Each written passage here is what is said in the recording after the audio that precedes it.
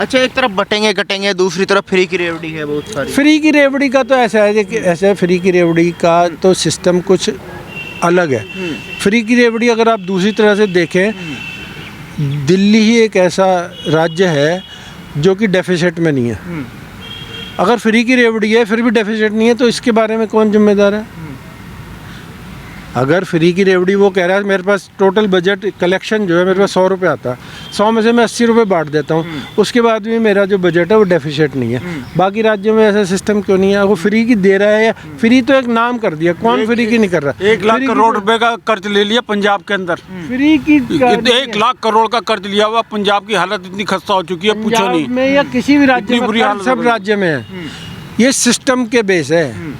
ये करप्शन को दूर करने के लिए उसका है। ये फ्री की रेवड़ी कोई ना तो बीजेपी दे रही घर से, ना ये केजरीवाल घर से दे रहा। सिस्टम है, सिस्टम में करप्शन इतना है कि वो उसको कम करके यहाँ इस तरफ कर रहा है, डाइवर्ट कर रहा है। अपनी तुलना योगी जी से करते हैं। वो कहते हैं कि उत्तर प्रदेश के स्कूल देख लो, हमारे स्कूल देख लो दिल्ली के आके। उत्तर प्रदेश में 23 करोड़ जनता है और यहाँ कितनी है? 2 करोड़। संभाल के दिखा दे, मान जाऊंगा 23 करोड़ को। देखो राज्य कहना आसान है। योगी जी संभाल पा रहे हैं? बिल्कुल संभाल रहे हैं। उन्होंने तो ऐसा हाल बना दिया, पूछो नहीं। देखिए, लॉ एंड ऑर्डर ऐसा है कि वहाँ बंदा आराम से घूम रहा है, नहीं तो घर से बाहर निकलना मुश्किल था वहाँ पे। कोई मैं कहना योगी जी ने ऐसे काम करे उत्तर प्रदेश के अंदर, जहाँ गुंडा राज चलता था। रात के टाइम पे जब नारी निकलती थी, डरती थी, घर के अंदर बैठ जाती थी।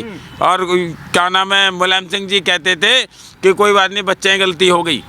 वो उत्तर प्रदेश बनाया योगी आदित्यनाथ जी ने, जो आज नारी सुरक्षित है और सही है। बिजली पानी का केजरीवाल तो कह रहे हैं कि बर्बाद कर दिया उत्तर प्रदेश को, गुंडा राज देख लो, जंगल राज चल रहा है। आप अपने यहाँ का देखो ना, गुंडा राज अपने यहाँ का मचा रखा है। आप अपने देखो, दिल्ली की सुरक्षा देखो। और ये कहते थे कि हम कूड़े के पहाड़ हटाएंगे। 3 कूड़े के पहाड़ थे, आज 5 कूड़े के पहाड़ तैयार कर दिए इन्होंने। झूठ बोला जनता से, और इन्होंने कहा कि हम ना कभी रिश्वत लेंगे ना, जो कोई रिश्वत ले तो हमें कॉल कर देना।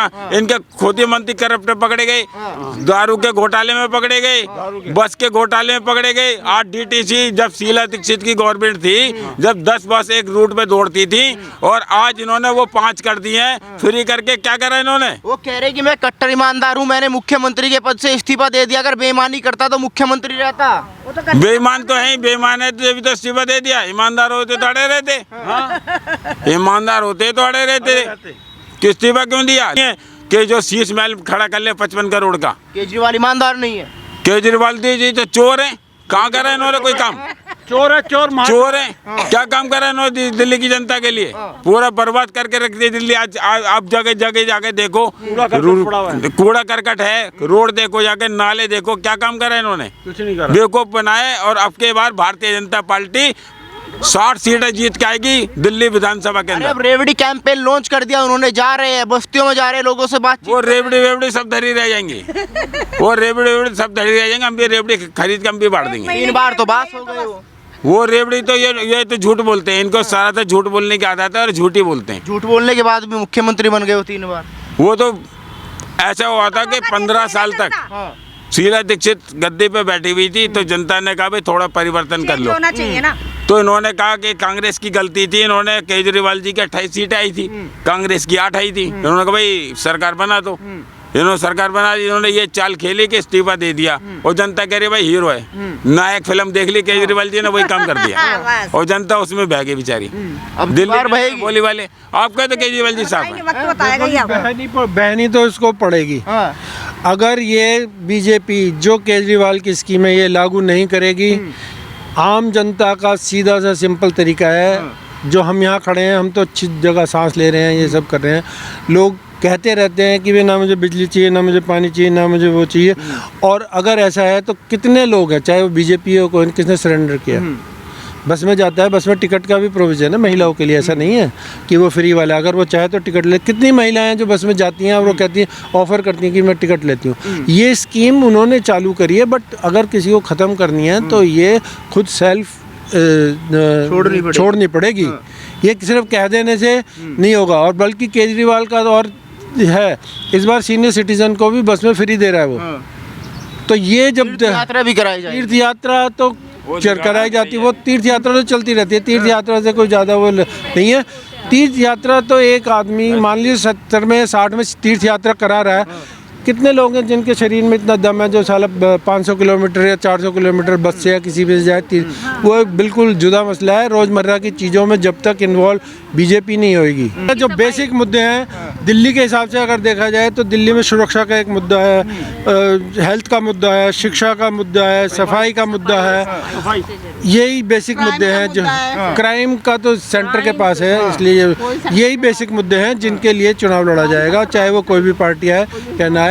और ये स्थिरता जब आएगी जब सेंटर में स्थिरता होगी। सेंटर की स्थिरता के हिसाब से ही राज्य में स्थिरता आ सकती है। अगर राज्य कितना भी स्थिर हो जाए और सेंटर से नहीं है सपोर्ट तो कुछ नहीं होगा, चाहे केजरीवाल आ जाए। इलाज दे रहे हैं, मोहल्ला क्लिनिक का इलाज करवा लो आके। मोहल्ला क्लिनिक का इलाज करा लो, या मोहल्ला क्लिनिक में जो भी डॉक्टर बैठे हैं वो अनक्वालिफाइड है, और जो हैं रिटायर होके आते हैं वो बेचारे इसलिए आ जाते हैं कि चलो यार उन्हें कुछ मिल रहा है कि आए, उन्होंने नवज देखी अपना कहा जी कल आ जाए ये दवा दे।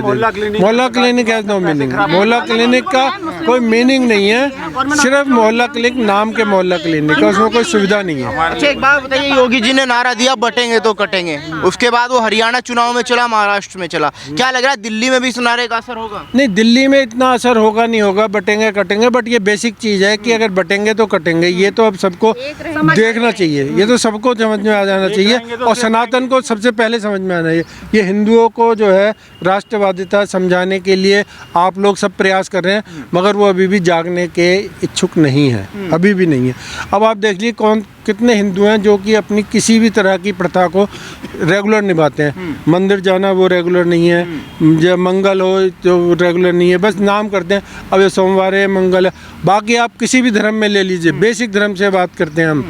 मुसलमान है नमाज पढ़ेगा 5 बार, वो अगर ट्रेन में भी जा रहा होगा नमाज पढ़ लेगा। हम हिंदू कभी नहीं पढ़ता। दूसरा मुद्दा लीजिए आप, क्रिश्चियन है वो अपने चर्च में कोई कभी नहीं जाता, सैटरडे संडे जरूर जाते हैं। सिख को ले लीजिए गुरुद्वारे में जाता है। जाना तो एक हो गया हमारा फिजिकल इन्वॉल्वमेंट होने से हमें एक महसूस होता है कि हाँ यार हम कुछ कर पाएंगे। उसके साथ उनके यहाँ एक सिस्टम है मॉनेटरी।